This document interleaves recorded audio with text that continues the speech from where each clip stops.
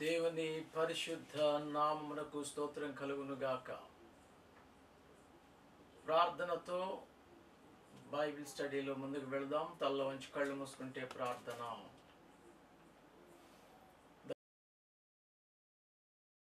దానిది మరొకసారి మీ పాద సన్నిధికి వచ్చి ప్రార్థిస్తూ ఉన్నాం. మీ మహాకృపను బట్టి ఈ దినం వరకు మీ హస్తాల్లో నాయన మమ్మల్ని భద్రపరిచారు.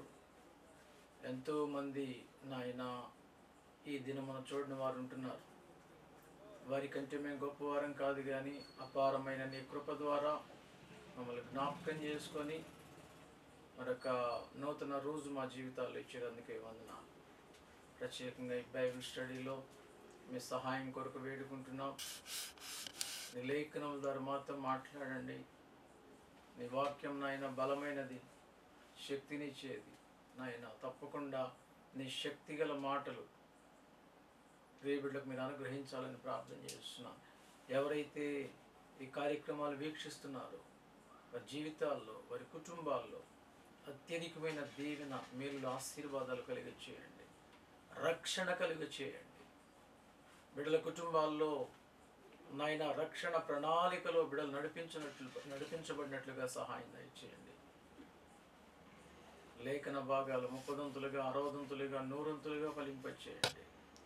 దాసులను మరుగుపరచండి. నీ గొప్ప మాటలు ఈ ప్రత్యేక సందర్భంలో ఉన్న పరిశుద్ధాత్ముడా మీరు మాకు అనుగ్రహించి ఈ నామమునకు మహిమ తెచ్చుకోమని, ఈయన దీవెన కొరకు మమ్మల్ని అందరినీ సిద్ధపరచమని యేసు దివ్య నామములో అడుగుచు ప్రార్థిస్తూ ఉన్నాం తండ్రి. ఆమేన్. ప్రియమైన దేవుని బిడ్డలారా, ప్రభు అయిన యేసు క్రీస్తు నామములో మరొక పర్యాయం మీ అందరికీ శుభములు తెలియచేస్తూ ఉన్నాను.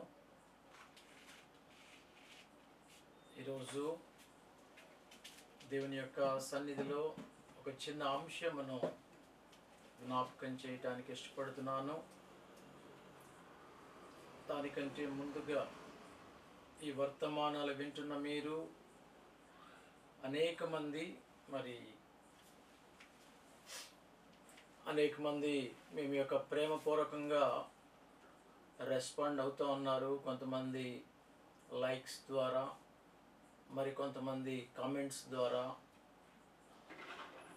మీ అందరికీ కూడా ప్రత్యేకమైనటువంటి వందనాలు తెలియచేస్తూ ఉన్నాను. ఆ రీతిగా దేవుని వాక్యాలు మీరు ఇంకనూ వినాలని, ప్రోత్సహించబడాలని, ప్రభు యొక్క రాక కొరకు ఈ వర్తమానాల ద్వారా మీరు సిద్ధపడాలని ప్రభుపేట మనవి చేస్తూ ఉన్నాను. రాబోయే కాలంలో అందించబడుతున్నటువంటి వర్తమానాల విషయంలో కూడా మీరు ప్రార్థనాపూర్వకంగా సిద్ధపడి దేవుని మాటలు విని,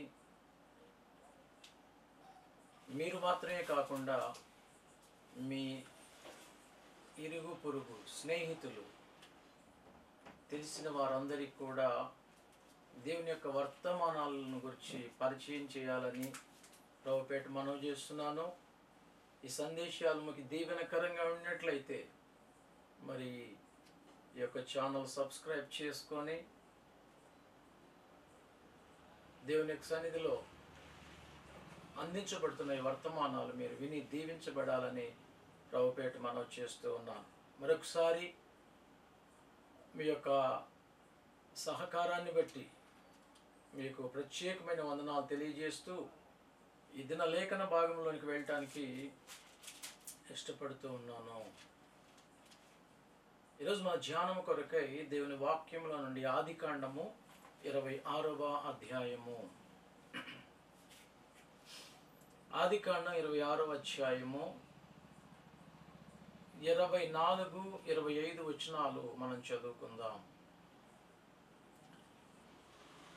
అక్కడ నుండి అతడు బెయేర్షెబాకు వెళ్ళెను. ఆ రాత్రియే యెహోవా అతనికి ప్రత్యక్షమై,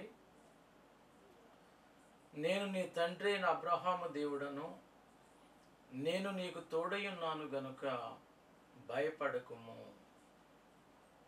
నా దాసుడైన అబ్రహామును బట్టి నిన్ను ఆశీర్వదించి నీ సంతానమును విస్తరింపచేసేదనని చెప్పాను. 25వ వచనం. అక్కడ అతడు ఒక బలిపీఠము కట్టించి యెహోవా నామమున ప్రార్థన చేసి అక్కడ తన గుడారం వేశాను. అప్పుడు ఇస్సాకు దాసులు అక్కడ బావి త్రవ్విరి. ఈరోజు మన అంశము ఇస్సాకు జీవితములో 3 అనుభవాలను గురించి మనం జ్ఞాపకం చేసుకుంటూ ఉన్నాం. మనకు తెలుసు ఇస్సాకు ఎవరో. దేవుని యొక్క గ్రంథమును మనం పరిశీలన చేస్తున్నప్పుడు అబ్రహాము యొక్క వాగ్దాన పుత్రుడు, వాగ్దానము ద్వారా అనుగ్రహించబడినవాడు, సంవత్సరాలుగా నిరీక్షిస్తే అబ్రహాము శారాల జీవితములో అనుగ్రహించబడినవాడే ఇస్సాకు. లేఖనాలు మనం జ్ఞాపకం చేసుకుంటున్నప్పుడు ఆ ఇస్సాకు జీవితంలో 3 అనుభవాలను మనం జ్ఞాపకం చేసుకుంటున్నాం. ఏ 3 అనుభవాల ద్వారా తన ముందుకు వెళ్ళాడో అవి మన విశ్వాస జీవితంలో కూడా చాలా చాలా ప్రాముఖ్యమైనటువంటి సంగతులు అని జ్ఞాపకం చేస్తూ ఉన్నాను. ప్రభు మనల్ని ప్రేమించి ప్రభు యొక్క దినాల్లో దేవుని పిల్లలైన మనం ఏ రీతిగా దేవుని సన్నిధిలో నడుచుకోవాలో తన వర్తమానాల ద్వారా మనతో మాట్లాడుతూ ఉన్నప్పుడు దేవుని యొక్క వాక్యం శ్రద్ధగా విని దైవ దీవెనలు పొందటానికి ప్రయత్నం చేద్దాము. అబ్రహాము యొక్క కుమారుడు ఇస్సాకు అని జ్ఞాపకం చేశాను. ఆదికాండం మనం జ్ఞాపకం చేసుకుంటున్నప్పుడు అబ్రహామును గురించి 13 అధ్యాయాల్లో అనేకమైన విషయాలు రాయబడ్డాయి. యాకోబును గురించిన సంగతులు మనం జ్ఞాపకం చేసుకుంటూ ఉన్నప్పుడు సుమారుగా 10 అధ్యాయాల్లో యాకోబును గురించిన సంగతులు ఆదికాండంలో మనం చూస్తూ ఉన్నాం. ఇస్సాకు దగ్గరకు వచ్చేవరకు ఆదికాండంలో ఎక్కువ అధ్యాయాల్లో ఆయన గురించి వ్రాయబడలేదు. కేవలం 2 అధ్యాయాల్లో మాత్రమే ఇస్సాకును గురించిన సంగతులు మనం జ్ఞాపకం చేసుకుంటాం. ఆ రీతిగా ఆదికాండం మనం గమనిస్తున్నప్పుడు అబ్రహామును గురించి అంటే ఎక్కువగా వ్రాయబడినట్లుగా లేఖనాల్లో మనం చూస్తున్నాం. అందుకే జ్ఞాపకం చేశాను, 13 అధ్యాయాల్లో అబ్రహామును గురించిన సంగతులు వ్రాయబడ్డాయి. 10 అధ్యాయాల్లో యాకోబును గురించిన సంగతులు వ్రాయబడ్డాయి. 2 అధ్యాయాల్లో ఇస్సాకును గురించినటువంటి సంగతులు వ్రాయబడినట్లుగా దేవుని యొక్క వాక్యములో మనము జ్ఞాపకం చేసుకుంటూ ఉన్నాం. మంచిది, కొన్ని సంగతులు మనం జ్ఞాపకం చేసుకుంటూ ముందుకు వెళదాం. ఇస్సాకు యొక్క జీవితాన్ని మనం చూస్తున్నప్పుడు అబ్రహాముకు కొన్ని సంవత్సరాల నిరీక్షణ తర్వాత అనుగ్రహించబడినట్లుగా దేవుని వాక్యాన్ని బట్టి మనం చూస్తూ ఉన్నాం. ఓ రకంగా అద్భుతం, ఆయన పుట్టుక అద్భుతం. అంటే దేవుడు వాగ్దానం చేశాడు, నేను నీ కుమారుని ఇస్తానని. అయితే వాగ్దానం చేసిన తర్వాత సుమారు 25 సంవత్సరాల తర్వాత దేవుడు అబ్రహామునకు ఇస్సాకుని ఇచ్చినట్లుగా మనం చూస్తున్నాం. అందుకే అన్నాను, అద్భుతమైన పుత్రుడు, ఒక అద్భుతం దేవుడు అబ్రహాము శారాల జీవితాల్లో జరిగించినట్లుగా వాక్యాన్ని బట్టి మనం చూస్తూ ఉన్నాం. అంత మాత్రమే కాకుండా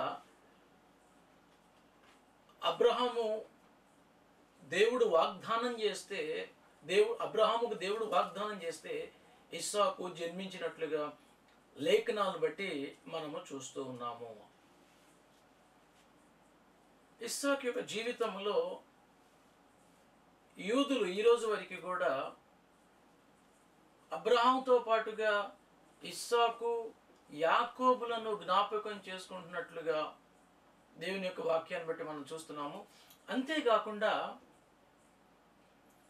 ప్రభువు కూడా ఆయా సందర్భాల్లో భక్తులతో మాట్లాడినప్పుడు నేను అబ్రహాము దేవుడను, ఇస్సాకు దేవుడను, యాకోబు దేవుడనని తెలుపుతున్న సందర్భాలు మనం జ్ఞాపకం చేసుకుంటున్నప్పుడు ఆ క్రమంలో ఇస్సాకు కూడా చేర్చబడినటువంటి పరిస్థితులు మనం చూస్తున్నప్పుడు ఒక గొప్ప ఆధిక్యతగా ఇస్సాకు యొక్క జీవితంలో ఆ అనుభవాలను మనం జ్ఞాపకం చేసుకోవచ్చు. ఇవన్నీ కూడా ఇస్సాకు జీవితంలో జరిగినటువంటి అనుభవాలు. ఇలా ఉండగా మనం చదివిన లేఖన భాగం మనం జ్ఞాపకం చేసుకుంటూ ఉన్నప్పుడు దేవుని యొక్క వాక్యములో ఆదికాండం 24, 26, 24 వాక్యం మనం చూసినప్పుడు అక్కడ నుండి అతడు బెయేర్షెబాకు వెళ్ళెను అని అంటాడు వాక్యంలో.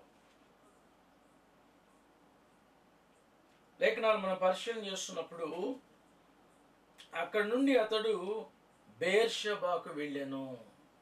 ఆదికాండం 26, 23 అక్కడి నుండి అతడు బెయేర్షెబాకు వెళ్ళెను. రాత్రియే యెహోవా అతనికి ప్రత్యక్షమై, నేను నీ తండ్రి అయిన అబ్రహాము దేవుడును, నేను నీకు తోడై ఉన్నాను గనుక భయపడకుము. నా దాసుడైన అబ్రహామును బట్టి నిన్ను ఆశీర్వదించి నీ సంతానమును విస్తరింప చేసేదనని దేవుడు మాట్లాడుతున్నటువంటి సందర్భాలు మనం చూస్తూ ఉన్నాం. ఎక్కడి నుంచి బెయేర్షెబాకు వెళ్ళాను అని అంటే దేవుని వాక్యం మనం పరిశీలన చేస్తున్నప్పుడు ఇస్సాకు ఫిలిష్తీల దేశము నుండి బెయేర్షెబాకు వచ్చినట్లుగా వాక్యాన్ని బట్టి మనం చూస్తూ ఉన్నాము. అక్కడికి వచ్చిన తర్వాత దేవుడు మాట్లాడుతూ ఉన్నారు, నేను నీ తండ్రి అయిన అబ్రహాము దేవుడు, నేను నీకు తోడై ఉన్నాను, భయపడొద్దు అని ప్రభు మాట్లాడుతున్న సందర్భాన్ని మనం చూస్తున్నాం. ఎందుకు ఆ రీతిగా దేవుడు ఇస్సాకుతో మాట్లాడారు అని అంటే ఇస్సాకు కష్టకాలంలో ఉన్నాడు. ఇస్సాకు ప్రభు తనతో మాట్లాడే టయానికి అతను కష్టమును అనుభవిస్తూ ఉన్నాడు, కష్టాన్ని ఎదుర్కొంటున్నాడు అనే సంగతిని దేవుని వాక్యాన్ని బట్టి జ్ఞాపకం చేస్తూ ఉన్నాను. ఏమిటా కష్టం అనగా ఆదికాండం 26, 13 వాక్యం, అతడు మిక్కిలి గొప్పవాడగు వరకు క్రమక్రమంగా అభివృద్ధి పొందుతూ వచ్చెను. అతనికి గొర్రెల ఆస్తియు, గొడ్ల ఆస్తియు, దాసులు, గొప్ప సమూహమును కలిగినందున ఫిలిష్తీయులు అతని యందు అసూయపడిరి. ఇస్సాకు ఫిలిష్తీయుల దేశంలో జీవిస్తున్నట్లుగా దేవుని వాక్యాన్ని బట్టి మనం చూస్తూ ఉన్నాం. అతడు అక్కడ ఉండగా 13వ వచనం మనకు తెలియజేస్తూ ఉంది, అతడు క్రమక్రమముగా అభివృద్ధి పొందుచూ వచ్చెను. అతనికి గొర్రెల ఆస్తి, గొడ్ల ఆస్తియు, దాసులు, గొప్ప సమూహము కలిగినందున ఫిలిష్తీయులు అతని యందు అసూయపడిరి అని వాక్యం రాయబడింది. ఇస్సాకు ఎప్పుడైతే వృద్ధి పొందుతున్నాడో ఫిలిష్తీయులు ఇస్సాకు యొక్క అభివృద్ధిని చూసి అసూయపడినట్లుగా వాక్యంలో మనం చూస్తూ ఉన్నాం. అసూయతో ఏం చేశారు? 15వ వాక్యం 26, 15 ఆదికాండం, అతని తండ్రి అయిన అబ్రహాము దినములలో అతని తండ్రి దాసులు తవ్విన బావులన్నిటినీ ఫిలిష్తీయులు మన్ను పోసి పూడ్చివేసిరి. 16వ వాక్యం, అబీమెలెకు నీవు మాకంటే బహుబలము గలవాడవు గనుక మా యుద్ధ నుండి వెళ్ళిపోమని ఇస్సాకుతో చెప్పగా. కొంతసేపు ముందు జ్ఞాపకం చేశాను, ఇస్సాకు జీవితంలో ఒక ఇబ్బంది కలిగింది. ఏమిటి ఆ ఇబ్బంది అంటే ఫిలిష్తీయుల దేశంలో క్రమక్రమముగా అభివృద్ధి పొందుతూ ఉన్నటువంటి ఇస్సాకు యొక్క జీవితంలో ఎప్పుడైతే తాను అభివృద్ధి పొందాడో వారంతా కూడా అతన్ని బట్టి అసూయపడినట్లుగా దేవుని వాక్యాన్ని బట్టి చూస్తున్నాం. ఆ అసూయతో అబ్రహాము త్రవ్వినటువంటి బావులన్నిటిని కూడా వాళ్ళు మన్ను పోసి పూడ్చివేసినట్లుగా దేవుని వాక్యాన్ని బట్టి మనం చూస్తున్నాం. పోనీ అంతటితో ఆగిపోయారు అని అనుకోవటానికి లేకుండా 16వ వచనం మనం జ్ఞాపకం చేసుకున్నప్పుడు, అబీమెలెకు, నీవు మాకంటే బహు బలము గలవాడవు గనుక మా యొద్ద నుండి వెళ్ళిపోమ్మని ఇస్సాకుతో చెప్పగా, ఇస్సాకు అక్కడి నుండి వెళ్ళి గెరారు లోయలో గుడారము వేసుకొని అక్కడ నివసించెను అని వాక్యములో వ్రాయబడినట్లుగా మనం చూస్తున్నాం. ఫిలిష్తీయుల దేశం నుంచి బయలుదేరి ఆ తరువాత తన గుడారమును ఎక్కడ వేసుకున్నాడంటే గెరారులో వేసుకున్నట్లుగా లేఖనాలు బట్టి మనం చూస్తున్నాం. ఆ తరువాత ఈ ఫిలిష్తీయులు ఏవైతే బావులు పూడ్చారో వాటిని ఒక్కొక్కటిగా త్రవ్వుతూ తిరిగి మరలా ముందుకు వస్తున్నటువంటి సందర్భాన్ని 17 నుంచి 22 వరకు సంగతుల్లో మనం చూస్తున్నాం. ఆ బావులు త్రవ్విన తర్వాత 23వ వాక్యం మనం చూస్తున్నప్పుడు, అక్కడి నుండి అతడు బెయేర్షెబాకు వెళ్ళెను, ఆ రాత్రియే యెహోవా అతనికి ప్రత్యక్షమాయెను. లేఖనాలు మనం చూస్తున్నప్పుడు ఎప్పుడైతే తన ప్రయాణములో ముందుకు వెళుతూ ఉన్నాడో, ఇస్సాకు యొక్క జీవితంలో మొదటిగా గెరారులో తన యొక్క గుడారాన్ని వేసుకున్నట్లుగా వాక్యాన్ని బట్టి మనం చూస్తున్నాం. ఆ తర్వాత కొంచెం ముందున్నటువంటి వచనాలు మనం జ్ఞాపకం చేసుకుంటూ ఉన్నప్పుడు బెయేర్షెబాకు వచ్చాడు. ఎప్పుడైతే బెయేర్షెబాకు వచ్చాడో, దేవుడు బెయేర్షెబాలో ఇస్సాకుతో మాట్లాడుతున్నటువంటి సందర్భాలను మనము జ్ఞాపకం చేసుకుంటూ ఉన్నాం. ఎందుకు దేవుడు బెయేర్షెబాలో మాట్లాడాడు? లేఖనాలు మనం చూస్తున్నప్పుడు 24వ వాక్యంలో, ఆ రాత్రియే యెహోవా అతనికి ప్రత్యక్షమై, నేను నీ తండ్రి అయిన అబ్రహాము దేవుడను, నేను నీకు తోడై ఉన్నాను గనుక భయపడకుము. అతడు బెయేర్షెబాకు వచ్చాడు తన ప్రయాణం చేసుకుంటూ. ఆ రాత్రే దేవుడు మాట్లాడాడు. లేఖనాలు మనం గమనం చేస్తున్నప్పుడు గెరారులో ఉన్నప్పుడు దేవుడు మాట్లాడలేదు. కానీ అతను ఎప్పుడైతే బెయేర్షెబాలో అడుగు పెట్టాడో అక్కడ దేవుడు మాట్లాడుతున్నాడు.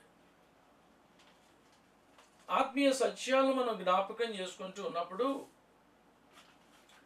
దేవుడు మాట్లాడటానికి ఆయన మాట్లాడదగినటువంటి స్థలాల్లో మనం ఉండాలి అనే సత్యాన్ని ఈ లేఖనాలను బట్టి మనం జ్ఞాపకం చేసుకోవచ్చు.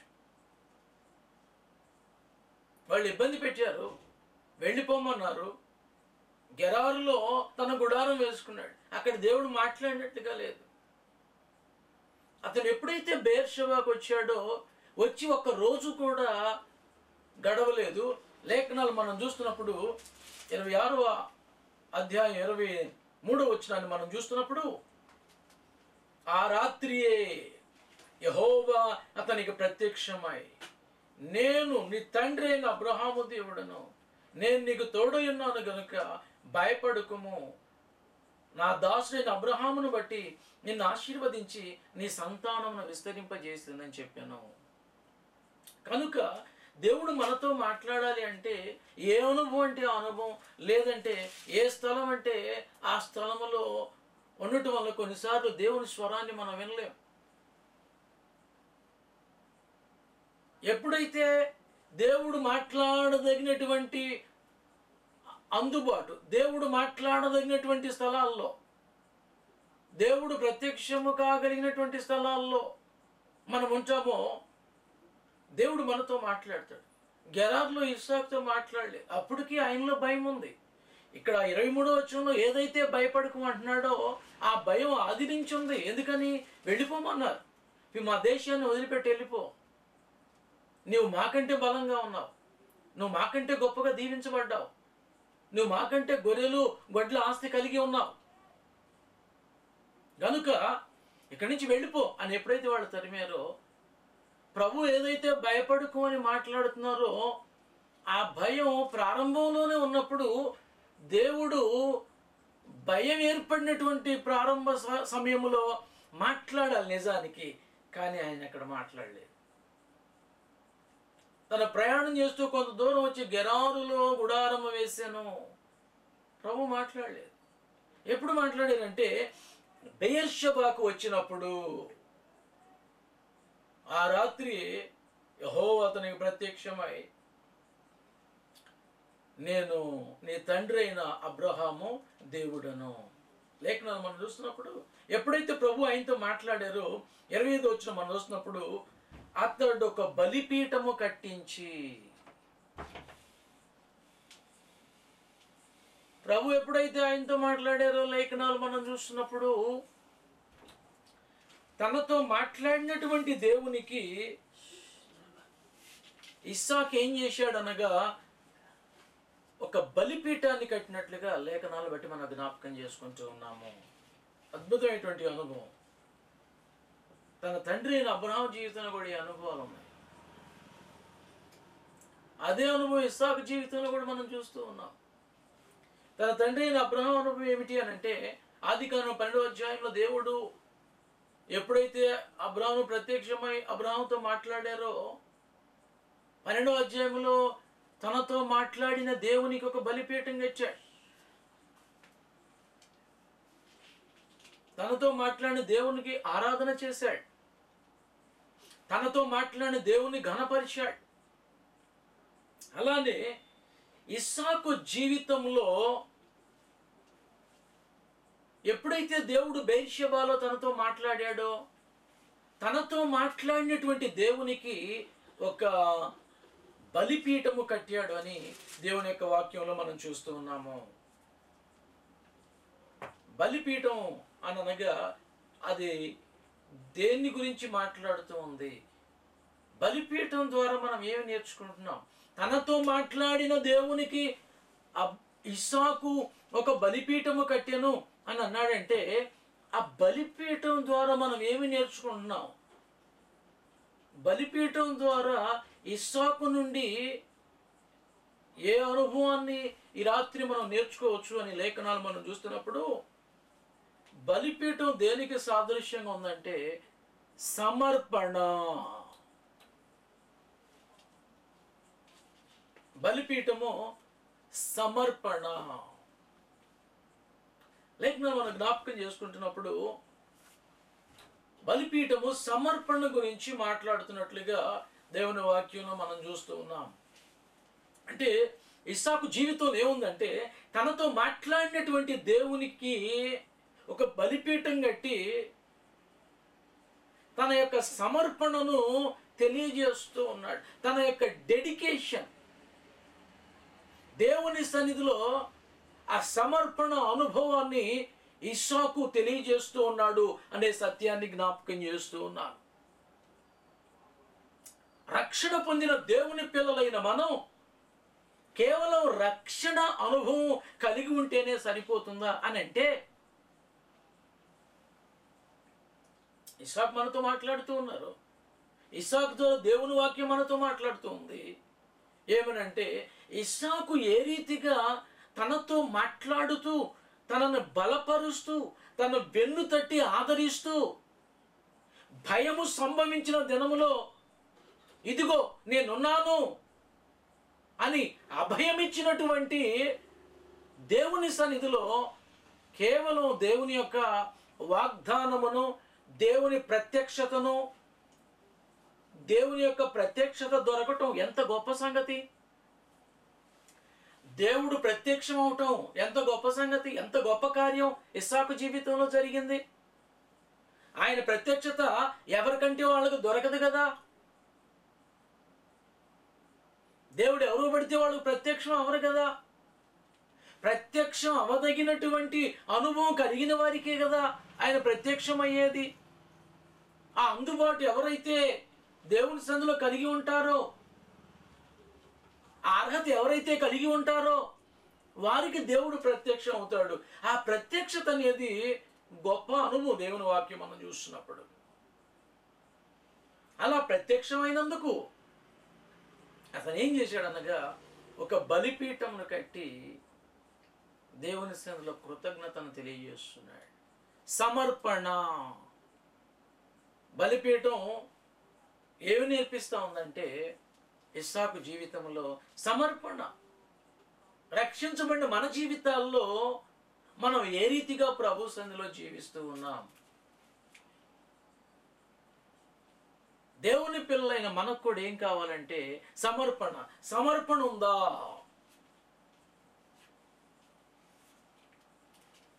దేవుని సన్నిధిలో సమర్పణ కలిగిన జనాంగంగా మనం జీవిస్తూ ఉన్నామా?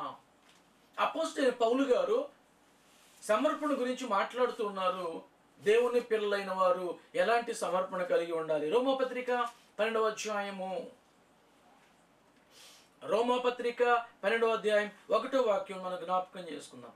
కాబట్టి సహోదరులారా, పరిశుద్ధమును దేవునికి అనుకూలమైన సజీవ యాగముగా మీ శరీరములను ఆయనకు సమర్పించుకొనుడని దేవుని వాత్సల్యమును బట్టి మిమ్మును బతిమాలుకొనుచున్నాను. పౌలు భక్తులు అంటారు, నూతన నిబంధన పిల్లలైనటువంటి, నూతన నిబంధనలో దేవుని చేత ఏర్పరచబడిన జనాంగమైనటువంటి మన జీవితాల్లో కూడా ఏముండాలంటే సమర్పణ. పౌలు భక్తుడు 12వ అధ్యాయం 1వ వాక్యం అంటాడు, పరిశుద్ధమును దేవునికి అనుకూలమునైన సజీవ యాగముగా మీ శరీరములను ఆయనకు సమర్పించుకొనుడి. ముఖ్యంగా ఒక విషయాన్ని జ్ఞాపకం చేస్తున్నారు భక్తుడు ఇక్కడ. అదేమిటనగా, సజీవ యాగముగా మీ శరీరములు దేవునికి సమర్పించుకొనుడి. మన శరీరం దేవునికి సమర్పించుకోవాలి. పరిశుద్ధమును దేవునికి అనుకూలమునైన సజీవ యాగముగా మీ శరీరములను ఆయనకి సమర్పించుకోండి అన్నాడంటే, శరీరం సమర్పించుకోవటం అంటే అందులో ఇమిడియన్ అనుభవం ఏమిటనగా, దేవుడు మనకిచ్చిన ప్రతి అవయవం కూడా దేవుని కొరకు మనం ప్రతిష్ఠ చేయాలి. పాత నిబంధన కాలంలో ప్రధాన యాజకుడు మందిరం దగ్గర పనిచేయటానికి యాజకులను ప్రతిష్ఠించినప్పుడు వాళ్ళ కొరకు ప్రత్యేకమైన ఒక బలి అర్పించబడిన తరువాత ఆ బలి రక్తంలో కొంచెం తీసుకుని యాజకుడు ఏం చేసేవాడు అనగా, వాళ్ళ యొక్క కుడి చెవి కొన మీద రక్త ప్రోక్షణ, కుడి చేతి బొటన వేలు మీద రక్త ప్రోక్షణ, కాళ్ళ యొక్క బొటన వేలు మీద రక్త ప్రోక్షణ చేయాలి. ఒక వ్యక్తి దేవుని సేవ మందిరం దగ్గర ఒక వ్యక్తిని ప్రతిష్ఠించాలంటే బలిచ్చినటువంటి బలి రక్తంలో కొంత తీసుకొని ఆ రక్తాన్ని చెవి కొన మీద ప్రోక్షించాలి, చేతుల బొటన వేలు మీద ప్రోక్షించాలి, కాళ్ళ బొటన వేలు మీద ప్రోక్షించాలి. ఇదెందుకు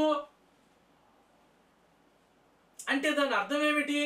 యాజకత్వం చేసేవాళ్ళు వారి యొక్క అవయవాలు అవి ప్రతిష్ఠించబడాలి. మంచి ఉద్దేశాల కొరకు మన అవయవాలు పనిచేయాలి.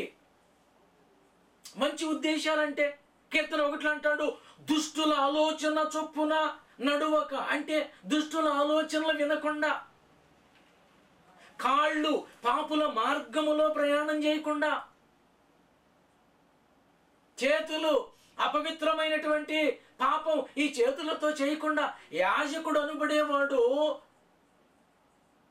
అతని యొక్క శరీరం మీద, చెవుల మీద, బటన వేళ్ల మీద, పాత నిబంధన మనం చదువుతూ ఉంటే కాళ్ళ బటన వేళ్ల మీద ఆ బలి రక్తం ప్రోక్షించబడింది. అది ఈరోజు మనకు అక్కర్లేదా? ఈ సమర్పణ మనకు అక్కర్లేదా? మన చెవులు దేవుని కొరకు పనిచేయద్దా? మన చేతులు పరిశుద్ధమైన వాటి కొరకు పనిచేయొద్దా? మన కాళ్ళు పరిశుద్ధమైన వాటి విషయమై నడవద్దా? అందుకే అంటాడు, పరిశుద్ధము దేవునికి అనుకూలమైన సజీవ యాగముగా మీ శరీరములను దేవునికి సమర్పించుకోండి. అలా ఎప్పుడైతే సమర్పించుకొని దేవుణ్ణి ఆరాధిస్తారో, సేవ చేస్తారో, ఇట్టి సేవ యుక్తమైనది అని అంటాడు బైబిల్లో.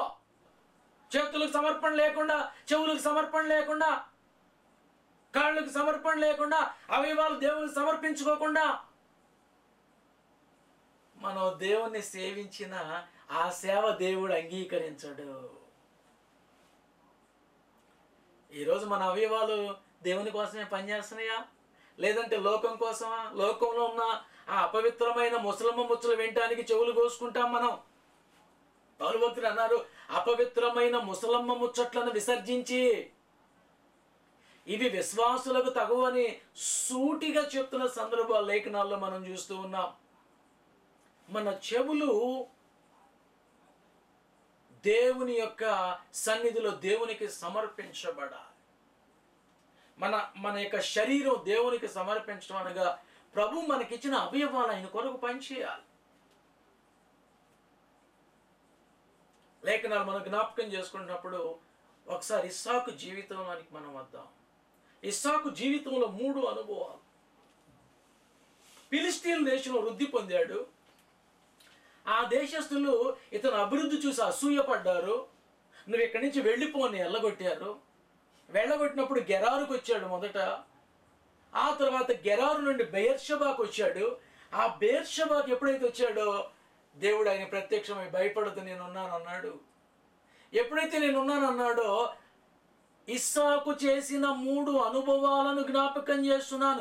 దేవుడు తనతో మాట్లాడినందుకు ఇస్సాకు బదులుగా ఏం చేశాడో చెప్తున్నాను. అదే ఈరోజు సందేశము. ఇస్సాకు జీవితంలో 3 ప్రాముఖ్యమైన అనుభవాలు. మొదటి అనుభవం, తనతో మాట్లాడిన, తనకు ప్రత్యక్షమైన, తనను దర్శించిన, తనను వెంబడిస్తున్న, తనను వెన్నుతట్టి నడిపిస్తున్నటువంటి అబ్రహాము జీవితములో, దేవుని యొక్క సన్నిధిలో, ఇస్సాకు జీవితంలో ఎప్పుడైతే దేవుడు ఇస్సాకుతో మాట్లాడారో అతను చేస్తున్న పని ఏమిటనగా తనకు ప్రత్యక్షమైన దేవునికి ఒక బలిపీఠం కట్టాడు. అందుకే అన్నాను, బలిపీఠం దేనికి సాదృశ్యం అనగా సమర్పణ.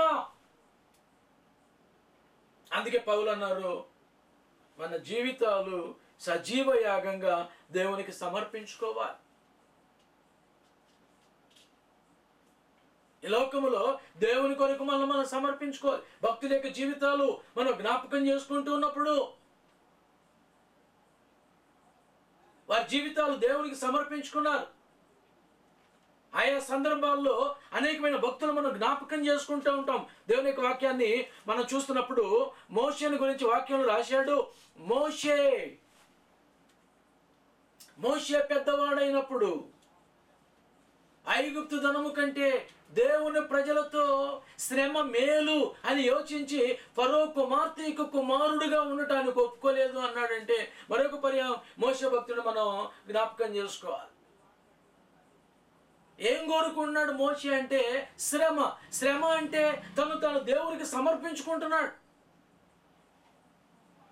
నాకు శ్రమ చాలు, నాకు డబ్బు అక్కర్లేదు, ఐగుప్తు దేశం యొక్క ఆ కుర్చీ అనగా రాజరికం నాకు అక్కర్లేదు. జీవితాలను దేవునికి సమర్పించుకున్నటువంటి భక్తులు ప్రభు మనతో మాట్లాడుతూ ఉన్నారు. దేవుని సన్నిధిలో సమర్పణ కలిగిన జీవితం మనకుందా? మనల్ని బలపరుస్తున్న దేవుని సన్నిధిలో మనకి సమర్పణ ఉందా? మనతో మాట్లాడుతున్న దేవుని సన్నిధిలో సమర్పణ ఉందా? ఈవేళ మనం బ్రతకటానికి మనతో మాట్లాడుతున్నటువంటి ఆ వాక్కు ఏదైతే ఆయన నుండి మనకు అనుగ్రహించబడుతుందో దాన్ని బట్టి మనం కూడా కృతజ్ఞత భావం కలిగి జీవిస్తూ ఉన్నామా? సమర్పణ కలిగి జీవిస్తూ ఉన్నామా? ప్రాముఖ్యంగా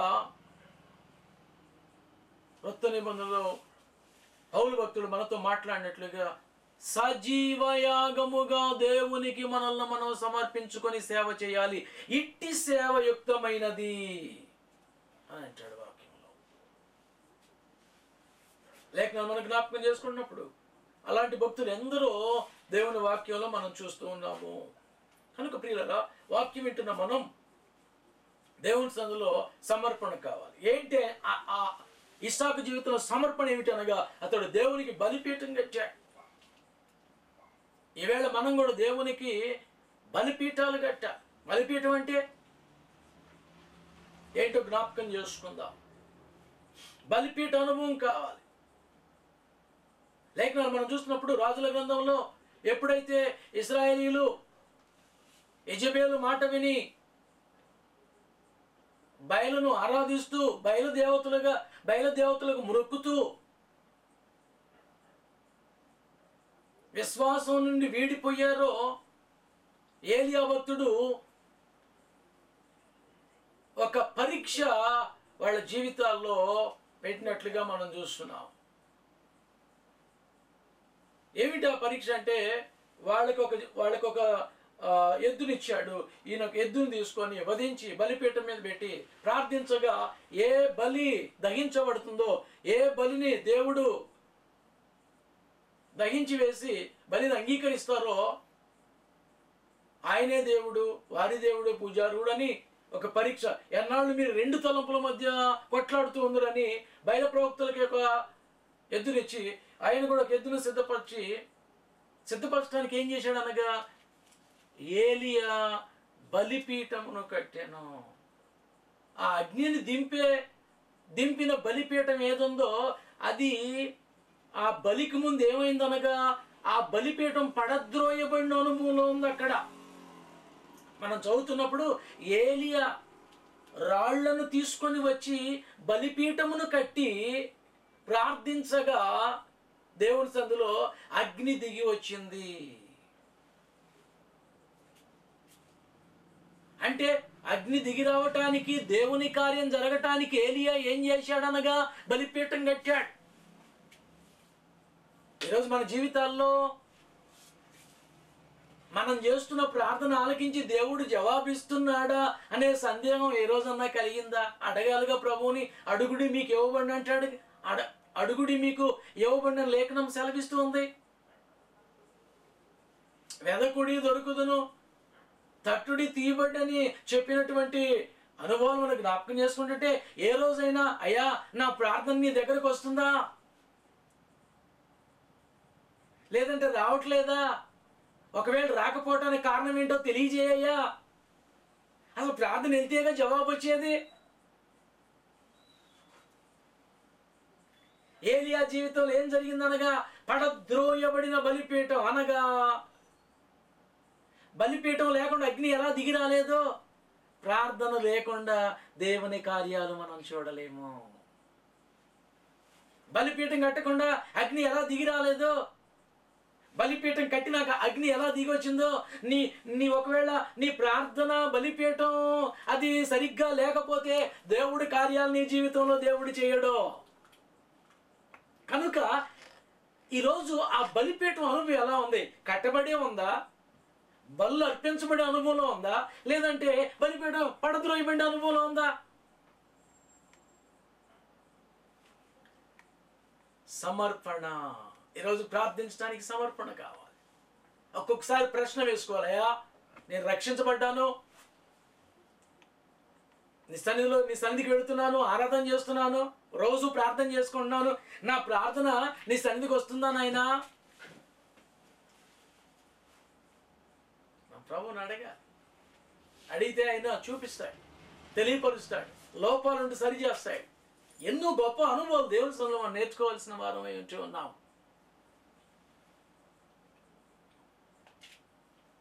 మన ప్రార్థన దేవుని సన్నిధికి చేరాలి. అట్టి ప్రార్థనలు మనం చేయాలి. దాని కొరకు బలిపీఠాలు కట్టాలి. దాని కొరకు సమర్పణ కావాలి. సమర్పణతో బలిపీఠం కట్టాలి. ఇస్సాకు జీవితంలో సమర్పణ కలిగి తనతో మాట్లాడిన దేవునికి బలిపీఠం కడుతున్నాడు. దేవుని సన్నిధికి వెళ్ళి దేవుని వాక్యం వింటున్న మనం కూడా అనుదిన జీవితంలో ఇస్సాకుతో దేవుడు మాట్లాడినందుకు ఎలా బలిపీఠం కట్టాడో, దేవుని సన్నిధిలో మనతో మాట్లాడుతున్న దేవునికి మనం కూడా ఏం చేయాలనగా దేవుని సన్నిధిలో బలిపీఠం కట్టాలనగా ప్రార్థించాలి. సమర్పణతో ప్రార్థించే దేవుని పిల్లలుగా మనం ఉండాలి. కారణం ప్రార్థన లేని జీవితం శక్తి లేని జీవితం.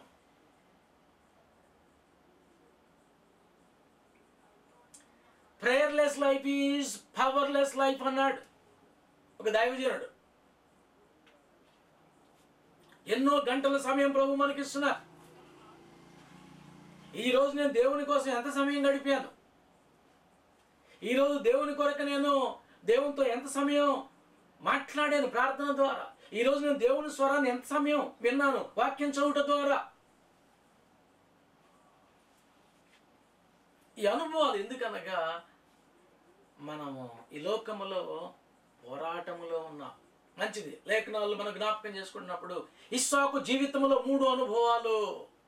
మొదటి అనుభవము, తనతో బెయేర్షెబాలో తనకు ప్రత్యక్షమై తనతో మాట్లాడిన దేవునికి అతడు ఒక బలిపీఠము కట్టాను. Altar speaks about dedication. లేఖనాలు మనం జ్ఞాపకం చేసుకున్నప్పుడు an altar speak of dedication.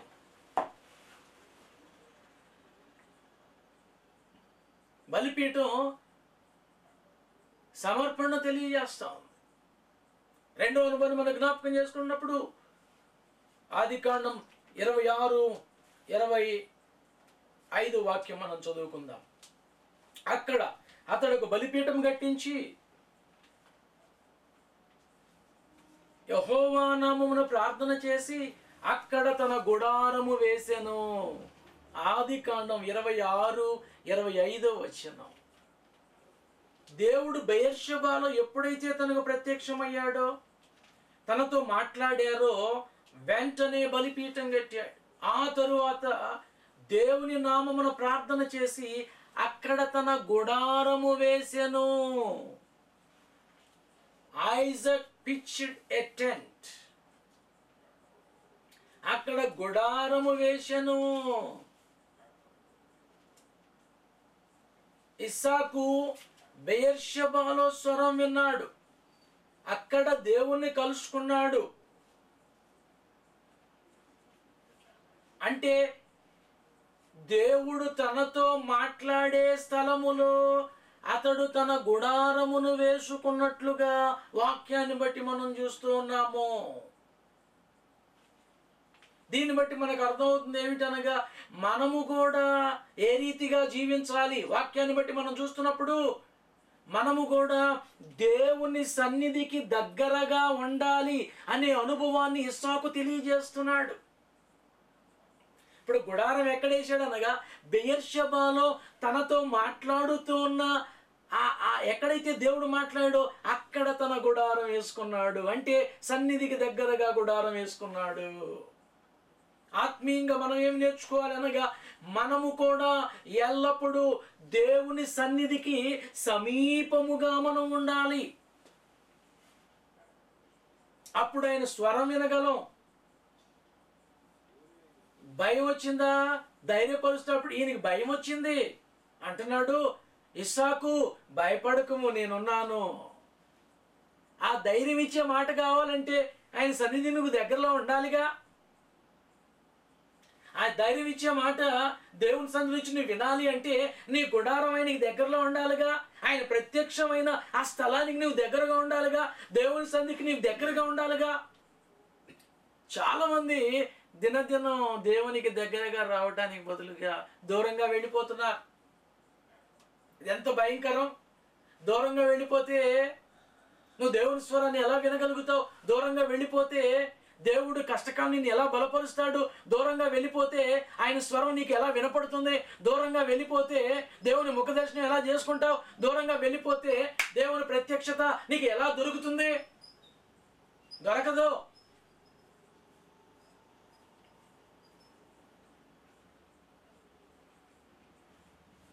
అతడు అక్కడ ఒక గుడారము వేసెను.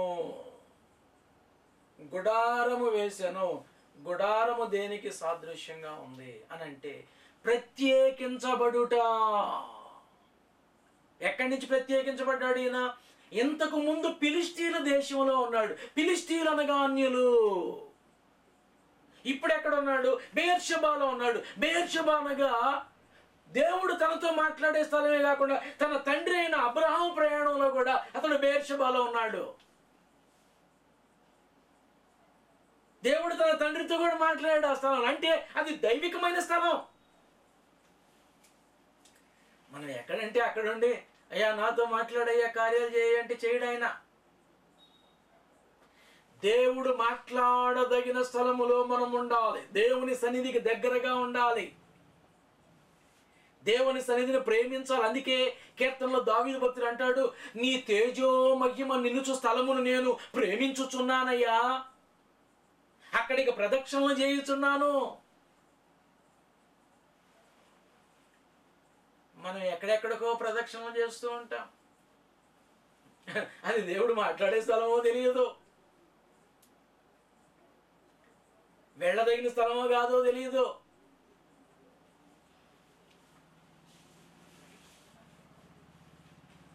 దావీదు ప్రదక్షిణలు చేస్తున్నానంటాడు కీర్తనలో.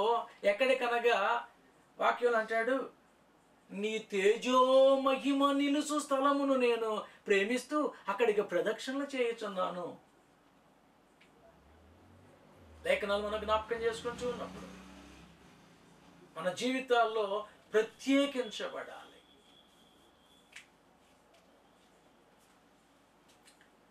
ఇస్సాకు యొక్క జీవితంలో ఎప్పుడైతే అతను గెరారు నుంచి బెయేర్షెబాకు వచ్చాడో తండ్రి ఆయనతో మాట్లాడుతూ ఉన్నాడు. అంటే ఒక రకంగా లోకపు అనుభవంలో నుండి దేవుని సన్నిధికి వచ్చాడు. అందుకేనా ఫిలిష్తీల దేశం అనగా అది లోక సంబంధమైనటువంటి ప్రజలు, వాళ్ళు దేవుని ప్రజలు కాదు. మనం లోక సంబంధమైన ప్రజల నుండి దూరంగా వెళ్ళనంత వరకు దేవుడు మనతో మాట్లాడడు అని అర్థం చేసుకోవాలి. ఫిలిష్తీల దేశం నుండి గెరారుకి వచ్చాడు, గెరారు నుంచి బెయేర్షెబా వచ్చేంత వరకు కూడా, అనగా ఈయన ప్రత్యేకించబడినంత వరకు దేవుడు ఆయనతో మాట్లాడలేదు. ఎంత గొప్ప అనుభవం అండి. ఆయన మనతో మాట్లాడాలని ఇష్టపడుతున్నాడు. ఒక అబ్రాహాముతో మాట్లాడినవాడు మనతో మాట్లాడాలని ఇష్టపడుతున్నాడు. ఈరోజు ఇస్సాకుతో మాట్లాడినవాడు మనతో మాట్లాడాలని ఇష్టపడుతున్నాడు. వాళ్ళకు స్వరం వినిపించిన దేవుడు మనకు స్వరం వినిపించాలని ఆశపడుతున్నాడు. ఎందుకని వినలేకపోతున్నాం? బహుశా ఆయన మాట్లాడటానికి, ఆయనకి దగ్గరగా, ఆయన సన్నిధికి దగ్గరగా బహుశా మనం లేవేమో. మన జీవితాన్ని సరి చేసుకోవాలి, ఆయనకి సమీపంగా వెళ్ళాలి, దేవునికి సమీపంగా మనం జీవించాలి, లోకం నుండి వేరవ్వాలి. తనతో మాట్లాడినటువంటి స్థలములో అతడు మొదటిగా బలిపీఠం కట్టాడు, రెండవదిగా గుడారం వేశాడు. గుడారం వేశాడనగా, గుడారం దేని గురించి మాట్లాడుతుందనగా ప్రత్యేకించబడుట. మత్తయి సువార్త 6వ అధ్యాయం 19 నుంచి 20 వరకు మనం చదువుకుందాం. మత్తయి సువార్త 6వ అధ్యాయం 19-20 వచనాలు. ప్రభు మాట్లాడుతూ, భూమి మీద మీ కొరకు ధనము కూర్చుకొను, ఇక్కడ చిమ్మెట తుప్పును తినివేయను, దొంగలు కన్నం వేసి దొంగిలిద్దరు. పరలోకమందు మీ కొరకు ధనము కూర్చుకోండి, అక్కడ చిమ్మెటైనను తుప్పైనను దాన్ని తినివేయదు, దొంగలు కన్నం వేసి దొంగిలరు.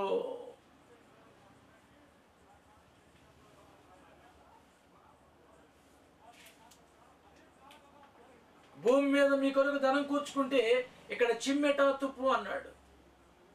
చిమ్మెట తుప్పు తినివేయును. మత్తయి 6:33. కాబట్టి మీరు ఆయన రాజ్యమును నీతిని వెదకుడి, అప్పుడు అవన్నీ మీకు అనుగ్రహించబడును. ప్రభు మనకు నేర్పిస్తున్న పాఠం ఏమిటనగా, మనం లోకానికి ఎప్పుడైతే దగ్గరగా ఉంటామో దేవుని యొక్క స్వరాన్ని మనం వినలేము. ఎందుకు వినలేమనగా, లోకములో ఉన్నదంతయు శరీరాశ, నేత్రాశ, జీవపుడంబములు. అవి తండ్రి నుండి పుట్టినవి కావు అంటాడు వాక్యం. కనుక ఇది ఎప్పుడైతే ఈ గుడారం దేవుని సన్నిధికి దగ్గరగా లేదో, ప్రత్యక్షతలు లేవు, మాట్లాడటం లేదు, స్వరం వినపడటం లేదు, ఆదరణ లేదు, భయపడొద్దు అని చెప్పటం లేదు. ఈ లోకంలో మనల్ని ఆదరించే వాళ్ళు ఎవరున్నారండి? ఆయన తప్ప. ఆయన ఆదరించాలన్నా, భయపడొద్దు అని చెప్పాలన్నా, నీవు లోకము నుండి వేరై దేవుని యొక్క సన్నిధికి దగ్గరగా జీవించాలి. ఈరోజు బైబిల్ స్టడీలో ప్రభు మనతో మాట్లాడుతూ ఉన్నారు. ప్రాముఖ్యమైనటువంటి విషయాలు ప్రభు మనకు తెలియపరుస్తున్నారు. అందుకే ఏషియా 52:11 వాక్యం మనకు జ్ఞాపకం చేసుకుంటూ ఉంటే,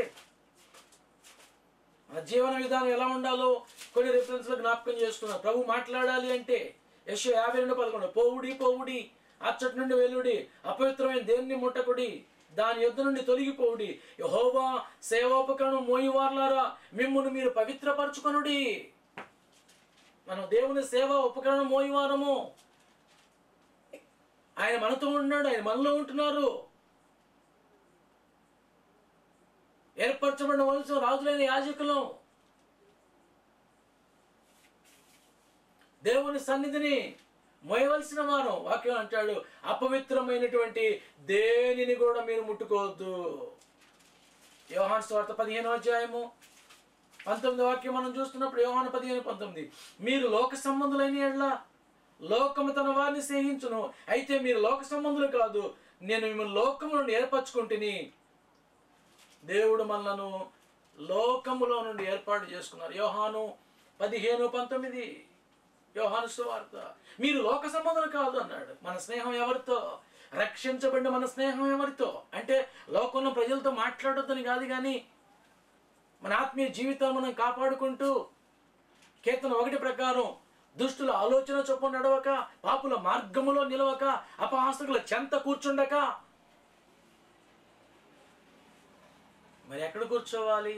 కీర్తన 84లో అన్నాడు, కీర్తనకాడు అంటాడు, ఆయన ఆవరణంలో ఒక దినము గడుపుట 1000 దినాల కంటే శ్రేష్టం అంటే అంటాడు, నా దేవుని మందిర ద్వారం వద్ద ఉండుట నాకు ఇష్టము అని అంటాడు.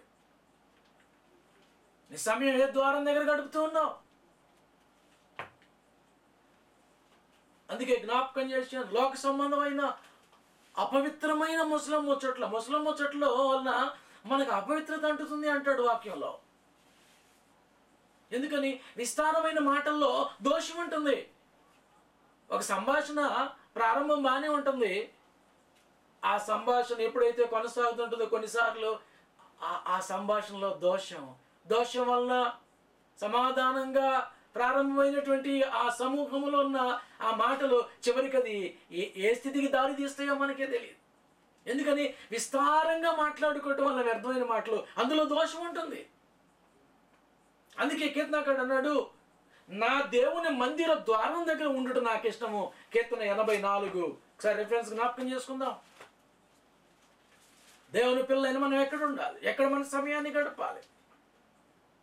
కీర్తన 84:10 వాక్యం, నీ ఆవరణములో ఒక దినము గడుపుట 1000 దినముల కంటే శ్రేష్టము, భక్తిహీనుల గుడారములలో నివసించుట కంటే నా దేవుని మందిర ద్వారమునొద్ద ఉండుట నాకు ఇష్టము అంటాడు కీర్తన 84:10. మనం ఎక్కడ ఉండాలి? మనకి ఏ ద్వారం దగ్గర కూర్చోవటం ఇష్టంగా ఉండాలి, ఏ ద్వారం దగ్గర సమయం గడపటం మనకి ఇష్టంగా ఉండాలి, ఏ ద్వారం దగ్గర సమయం గడపటానికి మనం ఆశపడాలి. 2 ద్వారాలు, ఒకటి భక్తిహీనుల గుడారము. భక్తిహీనుల గుడారములలో నివసించుట కంటే నా దేవుని మందిర ద్వారమునొద్ద ఉండుట నాకు ఇష్టం. లేఖనాలు మనం జ్ఞాపకం చేసుకుంటున్నప్పుడు ప్రభు మనల్ని లోకములో నుండి వేరు చేశారు. ప్రభు మన లోకం నుండి వేరు చేశారు. ఆయన మనల్ని పిలుచుకున్నాడు, ఏర్పాటు చేసుకున్నాడు. నేను లోక సంబంధిని కానట్టు మీరు కూడా లోక సంబంధులు కాదు అన్నాడు. కనుక మనం ప్రత్యేకించబడాలి. ఇస్సాకు ఎప్పుడైతే ఫిలిష్తీయుల దేశం నుంచి దూరంగా వచ్చేసి ప్రత్యేకించబడి బేర్షెబాలో గుడారం వేశాడో, ఆ దేవుడు అక్కడ తనతో మాట్లాడుతూ ఉన్నాడు, ఆదరిస్తున్నాడు. దేవునికి దగ్గరగా ఉన్నప్పుడు ఆదరణ పొందుతున్నాడు. ప్రభు అన్నారు, నేను నీ తండ్రి దేవుడినయ్యా, భయపడద్దు. ఆ మెల్లని స్వరం, ఆ చక్కని ఆదరణ మాట ఈ లోకంలో కూడా కొన్నిసార్లు మనకు దొరకపోవచ్చు, కానీ పరమ తండ్రి మనల్ని చూస్తున్న దేవుడు, మనల్ని ప్రేమిస్తున్న దేవుడు, మనల్ని ఆదరించే దేవుడు, మనల్ని పుట్టించిన దేవుడు, మన కాపరి. ఈ లోకంలో కూడా అలాంటి ఆదరణ బహుశా కొన్నిసార్లు మనుషులు మనకి దొరకకపోవచ్చు, కానీ నిజమైన భక్తి చేస్తే నిజంగా ఆయన నీకు సమీపం. అందుకే అంటాడు, తనకు నిజముగా మొర్రపెట్టు వారందరికీ ఆయన సమీపంగా ఉంటాడు అని కీర్తన భాగంలో చెప్తూ ఉన్నాడు. అంటే మొరల్లో కూడా నిజంగా లేని మొరలు ఉంటాయా అనే కదా అర్థం. కనుక మన జీవితాన్ని పరీక్షించుకోవాలి. నా మొర నిజమైందేనా? నా ప్రార్థన అయ్యా నీ సన్నిధికి వస్తుందా?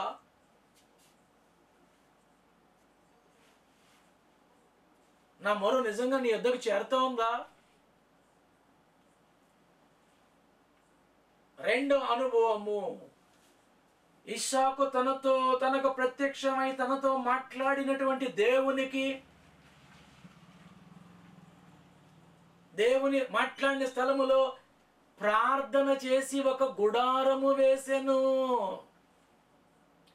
ప్రార్థన చేసి గుడారం వేసేసాడు, ఇంకేం చేయాలి కార్యక్రమాలు. అక్కడ చూస్తూ ఉంటే ప్రార్థన చేసి గుడారం వేసిన రాశా.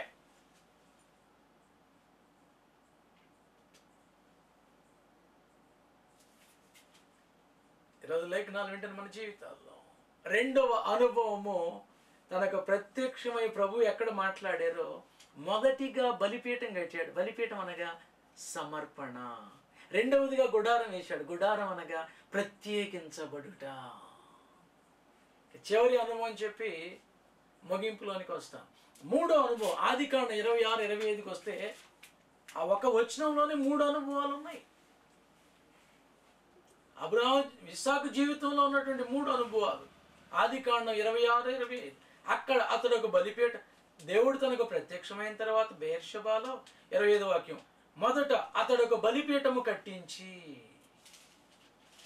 యెహోవా నామమున ప్రార్థన చేసి అక్కడ గుడారం వేసి, రెండో అనుభవం గుడారం వేశాడు. ఆ తర్వాత అప్పుడు ఇస్సాకు దాసులు అక్కడ బావి త్రవ్విరి. అప్పుడు ఇస్సాకు దాసులు, అతడు ఎక్కడైతే గుడారం వేశాడో అక్కడ ఇస్సాకు దాసులు అక్కడ బావి త్రవ్విరి. ఇస్సాకు యొక్క దాసులు బావి త్రవ్విడి అని రాశాడు.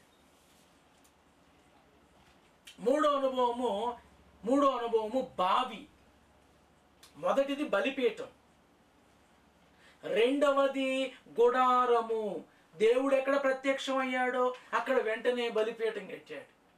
ఆ తర్వాత తన గుడారం అక్కడ వేసుకున్నాడు. గుడారం వేసినాక దాసులు ఏం చేశారంటే ఒక పంపు వేశారు. అంటే ఏం చేశారు చెప్పండి? ఒక బావిని త్రవ్వారు. నీళ్ళు అవసరం కదా.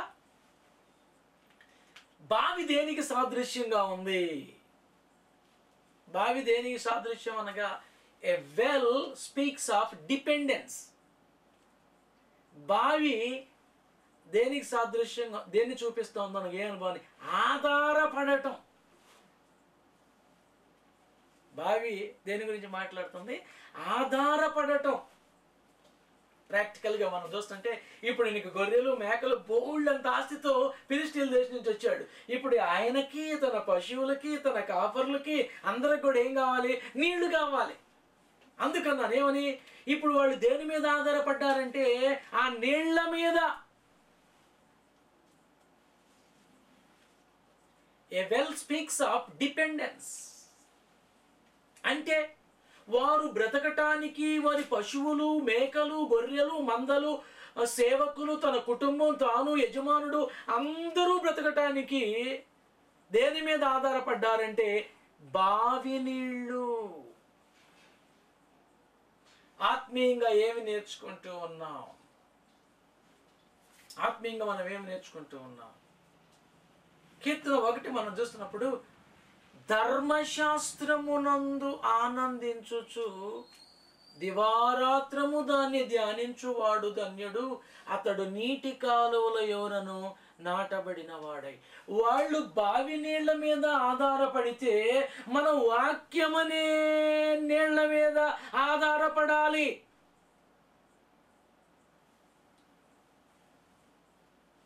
బావి దేనికి సాదృశ్యం అంటే ఆధారపడటాన్ని చూపిస్తా ఉంది.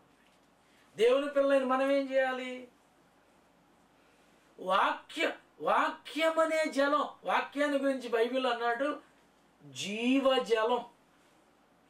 అందుకే సమరయ స్త్రీ ఎప్పుడైతే తన దగ్గరకు వచ్చిందో, అమ్మ నీవిచ్చే నీళ్లు తాగేవాడు మళ్ళీ మళ్ళీ దప్పికొంటాడు, కానీ నేనిచ్చు నీళ్లు తాగితే నీకు దప్పిక అవ్వదు. ఏమిటా నీళ్లు? ఏంటి ఆయన ఇచ్చే నీళ్లు? జీవజలం, వాక్యమే.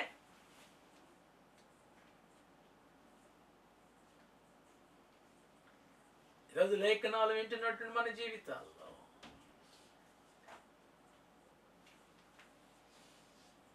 అది జీవితానికి సంబంధించింది బావి అనేది. It was matter of life and death. జీవన్మరణ సమస్య. నీళ్లు లేవనుకోండి ఎంతో ఇబ్బంది. ఎక్కడ గుడారం వేశాడో అక్కడ బావి నీళ్లు లేవనుకోండి అది ఎంతో ఇబ్బంది. అందుకే అన్నాను it was matter of life and death. Jeevan మరణ సమస్య. అది ఎంత వాస్తవమో దేవుని వాక్యం కూడా లేకపోతే మన జీవితాల్లో మనం బ్రతకలేము. అందుకే వాక్యాన్ని వాళ్ళు ఎలా బావి త్రవ్వారో మనం కూడా దేవుని యొక్క వాక్యాన్ని ధ్యానం చేస్తూ ఉండాలి. మనం కూడా మన యొక్క జీవితాలు తృప్తిపరచబడే జీవజలం కొరకు మనం కూడా త్రవ్వుతానే ఉండాలి ఆత్మీయంగా. అందుకే ప్రతిరోజు 2 అనుభవాలు. ఒకటి ప్రార్థన, రెండవది వాక్యం. ఆ బావి త్రవ్వకపోతే నీళ్లు రాకపోతే ఎలా ఇబ్బందో ఈ జలం కూడా మనకు అందకపోతే ఇబ్బందే. అందుకే ఇస్సాకు ఎక్కడికి వెళ్ళినా అక్కడ బావులు త్రవ్వాడు. పై వచనాల్లో కూడా మనం చూస్తే అతడు ఈ ప్రయాణంలో ఎక్కడికి వెళ్తే అక్కడ బావులు త్రవ్వాడు. ఆ బావులు కూడా కొత్తగా తవ్వల, వాళ్ళ నాన్న కాలంలో త్రవ్విన బావులు.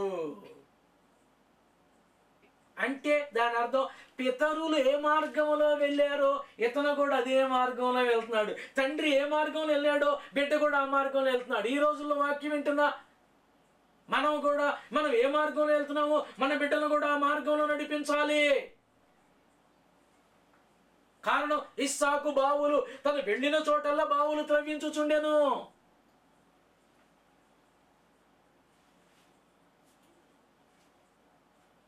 యెషయా 44, మత్తయి 4:4, మత్తయి సువార్త 4వ అధ్యాయం 4వ వాక్యాన్ని మనం జ్ఞాపకం చేసుకుందాం. ఆ వాక్యం అనే జలం మనకు అవసరం. యేసు ప్రభు యొక్క జీవితంలో ఎప్పుడైతే శోధన వచ్చిందో చూడండి, 4వ అధ్యాయం ఆదికాండం 4వ వాక్యం. అందుకు ఆయన మనుషుడు రొట్టె వలన మాత్రమే కాదు కానీ దేవుని నోటి నుండి వచ్చి ప్రతి మాట వలన జీవించునని వ్రాయబడి ఉన్నదని చెప్పి. ఎప్పుడైతే అపవాది యేసు ప్రభు 40 దినాలు ఉపవాసం ఉండిన పిమ్మట శోధిస్తూ ఇదిగో ఈ రాళ్ళు రొట్టెనగినట్లుగా ఆజ్ఞాపించి నీవు తిను అని చెప్పి ఎప్పుడైతే అపవాది శోధిస్తున్నాడో ప్రభు చేసిన పనేంటనగా ఆ వాక్యమును బట్టి అపవాదిని ఎదిరించినట్లుగా మనం చూస్తున్నాం. అంతేగాని నేను ఎవరనుకుంటున్నావు, నేను యేసు ప్రభుని తెలియదా, నన్ను అలా అనకూడదని తెలియదా అని అనలేదు ఆయన, వాక్యము చేత. అందుకే 4:4 యేసు ప్రభు సైతం అపవాదిని ఏ రీతిగా ఆ శోధన సమయంలో ఎదుర్కొన్నారంటే అందుకు ఆయన మనుషుడు రొట్టె వలన మాత్రము కాదు కానీ దేవుని నోట నుండి వచ్చి ప్రతి వాట వలన జీవించునని వ్రాయబడి ఉన్నదనెను. అంటే వాక్యాన్ని ఎత్తి జ్ఞాపకం చేస్తున్న యేసు ప్రభు. యెషయా 44:20 వాక్యం. యెషయా గ్రంథం 44వ అధ్యాయం 20వ వాక్యం మనం జ్ఞాపకం చేసుకుంటూ ఉన్నప్పుడు లేఖనాల్లో వాడు బూడిద తినచున్నాడు, వాని మనస్సు మోసపోయిందై తప్పుదారిని వాని తీసుకొని పోవచ్చున్నది, వాడు తన ఆత్మను రక్షించుకొని జాలడనియు నా కుడి చేతులు అబద్ధం ఉన్నది కదా అనియు అనుకున్నటకు వానికి బుద్ధి చాలదు. ఎవరు వాక్యం తింటలేదో మరి ఏం పూజిస్తున్నారు వాళ్ళు అంటే ఇక్కడ అంటారు వాడు బూడిద తినచున్నాడు. వాక్యం తిన్నవాళ్ళు ఏం తింటున్నారు?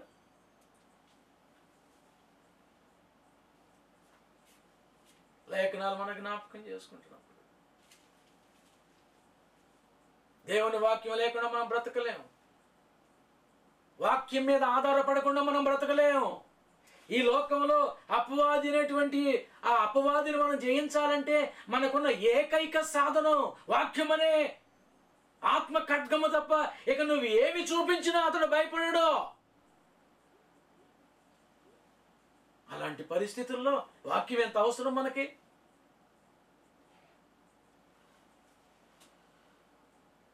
బావి దేనికి సాదృశ్యం అనగా ఆధారపడవలసినది.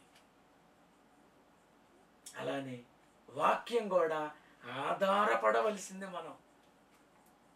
అందుకే భక్తుడు అంటాడు, నీ దేవుడు నాకు ఆధారం,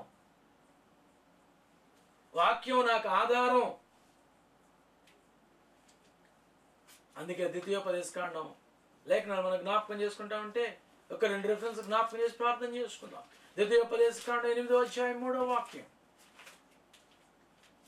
ద్వితీయోపదేశకాండం 8వ అధ్యాయము 3వ వాక్యమును మనం జ్ఞాపకం చేసుకుందాం.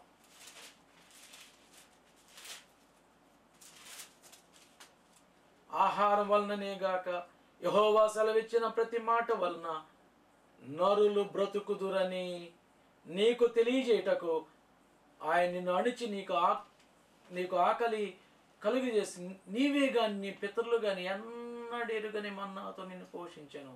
ఆహారం వలననే గాక యెహోవా సెలవిచ్చిన ప్రతి మాట వలన నరులు బ్రతుకుతారు. కీర్తన 119 103 వాక్యం చివరి మాట.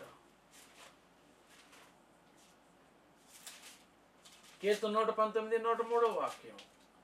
నీ వాక్యములు నా జిహ్వకు ఎంతో మధురములు, అవి నా నోటికి తేనె కంటే తీపిగా ఉన్నవి. ఆధారపడదగినది, తేనె కంటే తీపిగా ఉంది దేవుని వాక్యం. మన నోటికి అది మధురమైనది.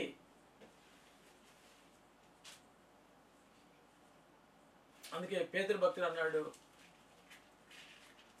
ఇదిగో మీరు రక్షించబడిన వారైతే వాక్యమనే పాలను అపేక్షించుడి అంటాడు వాక్యములో. వాక్యమనే పాలు. లేఖనా మనం జ్ఞాపకం చేసుకొని చూద్దాం.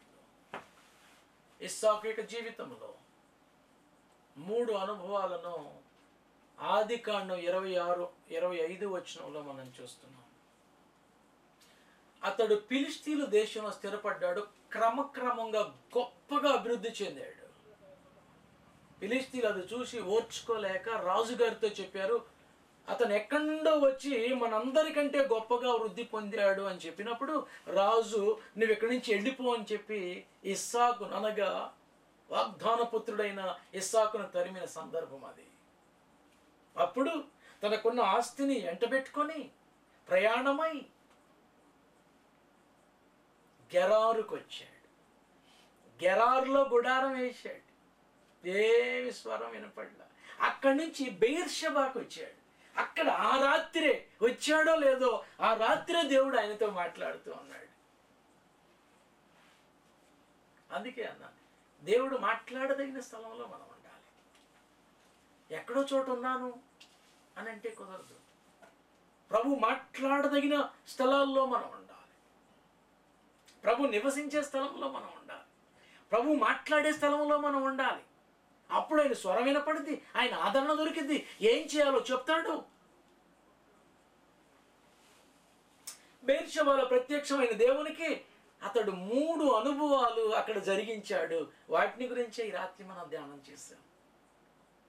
మొదటి అనుభవము, దేవుడు తనతో మాట్లాడిన స్థలములో అతడు దేవునికి బలిపీఠం కట్టెను. బలిపీఠము అనగా an altar speaks of dedication. బలిపీఠం సమర్పణకు సాదృశ్యంగా ఉంది. తనను బలపరుస్తున్న దేవుని సందులో సమర్పణ కలిగి బ్రతుకుతున్న ఇస్సాకు. మన జీవితాల్లో సమర్పణ ఉందా? సజీవ యాగముగా మనలను మనం దేవునికి సమర్పించుకోవాలి. రెండో అనుభవం, అతడు ప్రార్థన చేసి అక్కడ ఒక గుడారము వేశాను. A tent speaks of detachment. గుడారము దేన్ని సూచిస్తూ ఉందంటే ప్రత్యేకించబడుట. ఫిలిష్తీయుల దేశంలో నుండి బెయేర్షెబాకు వచ్చి ప్రత్యేకంగా ఎప్పుడైతే గుడారం వేశాడో ఆ స్థలానికి వచ్చేసాడో తండ్రి మాట్లాడుతూ ఉన్నాడు. ఎవరితో మాట్లాడుతున్నాడు ఆయన? ఎవరు ప్రత్యేకంగా బ్రతుకుతారో ఈ లోకంలో, ఎవరు లోకానికి వేరే బ్రతుకుతారో, ఎవరు శరీరాశ నేత్రాశ జీవపు డంబాలకు దూరంగా బ్రతుకుతారో,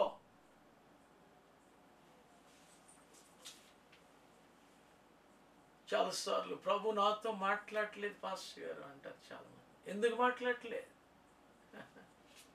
లోకానికి వేరే బ్రతుకుతున్నావా? నీ గుడారం ప్రత్యేక దేవుని సన్నిధికి దూరంగా ఉందా? నీ గుడారం దేవుడు ప్రత్యక్షమయ్యే స్థలానికి దగ్గరగా ఉందా నీ గుడారం?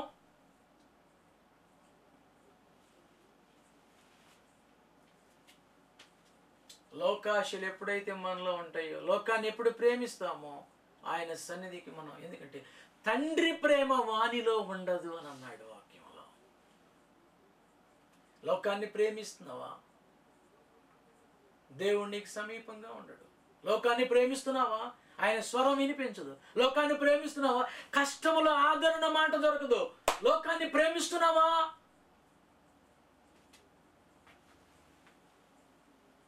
తండ్రి స్వరాన్ని మనం వినలేము. మూడో అనుభవం, ఇస్సాకు దాసులు ఆ గుడారము దగ్గర బావి త్రవ్విరి. Well speaks of dependence. బావి ఆధారపడటాన్ని సూచిస్తాం. వాళ్ళు ఎలా బావి మీద ఆధారపడ్డారో మనం కూడా దేవుని యొక్క వాక్యం మీద ఆధారపడాలి, దేవుని మీద ఆధారపడాలి. అందుకే లేఖనాలు జ్ఞాపకం చేశాను, మనుషుడు ఆహారం వలన మాత్రమే గాక దేవుని నోట నుండి వచ్చు ప్రతి మాట వలన జీవిస్తాడు. We must depend on God's word. వాక్యం మీద ఆధారపడాలి. It's a living word. అది జీవము గల దేవుని మాట.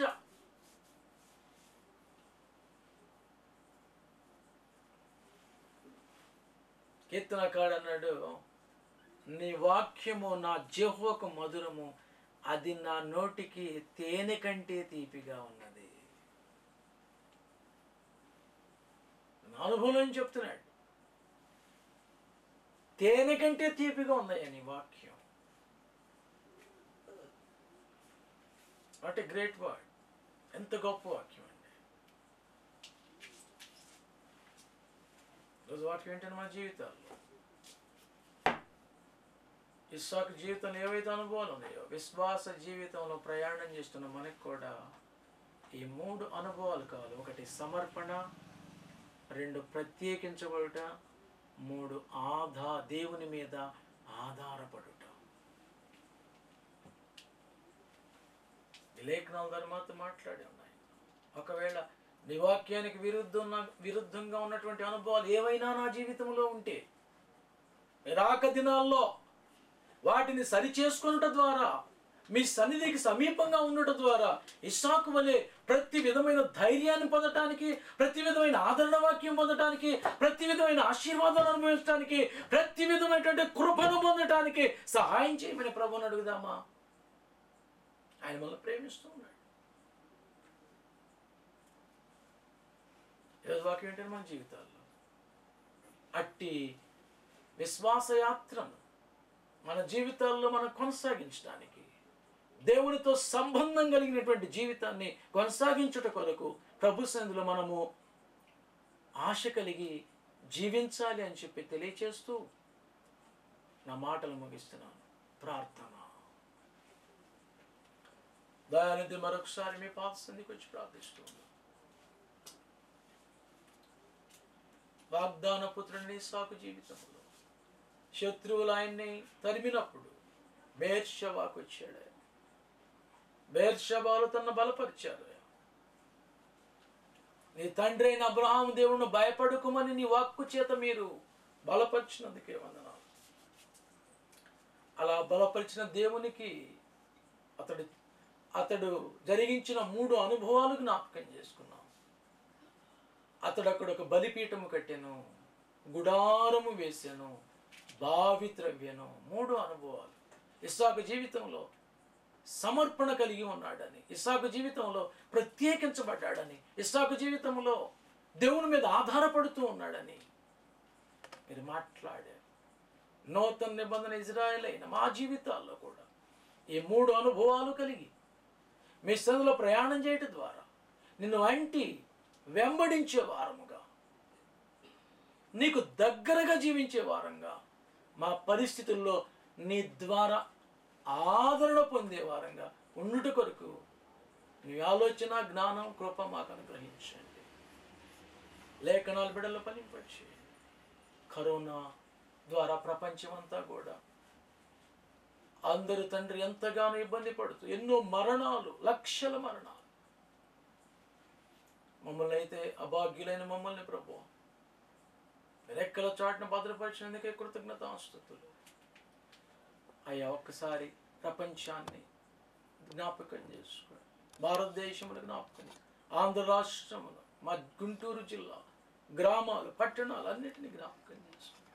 తెగుల నుంచి ఎడబాపండి. ఒక్కసారి మీరు మాట మాత్రం సెలవిస్తే అయ్యా కార్యం జరుగుతుంది. అయ్యా, జ్ఞాపకం చేసుకోండి. మాలో తప్పిదాలుంటే క్షమించి నీ వైపు తిరిగి నిన్ను సంతోషపెట్టే ఆత్మీయ జీవితాలు, సంఘాలు, గ్రామాలు, పట్టణాలు, దేశం కలిగి ఉండటానికి కృపదాయించి ఈ లేఖనాలు బిడ్డలు ఫలింపచ్చు. ఎవరైతే యూట్యూబ్ ద్వారా వాక్యం వింటున్నారో వారిని, వారి కుటుంబాలను బలపరిచి దీవించండి. ఈ లాక్డౌన్ సమయంలో అందించబడుతున్న వర్తమానాల ద్వారా బిడ్డలు బలపడుతూ ఆ దినము సమీపించుడు చూచుని కొలది ఏ ఒక్కరు కూడా సమాజముగా కూడా మానొద్దని చెప్పావు నాయన. కుటుంబంలోనే ఉంటూ ప్రార్థిస్తూ నీ శక్తి చేత నింపబడుతూ లేఖనాల ద్వారా బలపరచబడుతూ నీ రాక కొరకు సిద్ధపడటానికి సహాయం చేయండి. శారీరక ఆత్మీయ మేలులు బిడ్డలందరికీ దయచేయండి. యేసు దివ్య నామమున ప్రార్థిస్తూ ఉన్నాను తండ్రి. ఆమేన్.